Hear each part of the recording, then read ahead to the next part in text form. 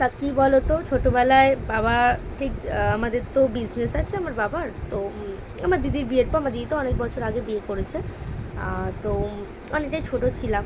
তখন দুপুরবেলাতে মাকে বলতো যে আজকে কেনাকাটা করতে যাবো, তাড়াতাড়ি মেয়েদেরকে ঘুম পাড়িয়ে দাও। আর আমাদেরকেও বলতো যে তাড়াতাড়ি খাওয়া দাওয়া করে না মনা, তাড়াতাড়ি ঘুম থেকে উঠবি, উঠে আমরা কেনাকাটা করতে যাবো। তো সত্যি কথা বলতে তখনকার দিনগুলো খুব মিস করি।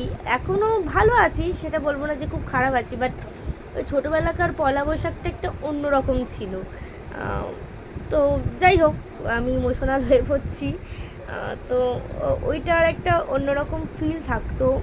সেই দুপুরবেলা বিকেলবেলা উঠে তাড়াতাড়ি মা চাটা খেয়ে, বাবা একটু বাইরে থেকে ঘুরে এসে বলতে রেডি হ রেডি হ রেডি হ, দিয়ে আমি আর দিদি রেডি হয়ে যেতাম।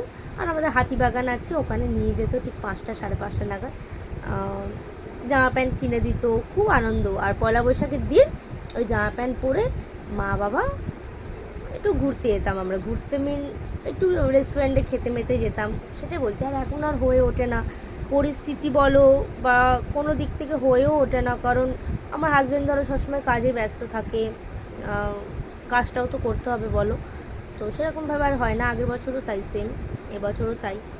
তো পয়লা বৈশাখ নিয়ে আমার কোনো এক্সাইটেড নেই, আগে থাকতো এখন আর নেই, যতই জামা প্যান্ট হোক না কেন।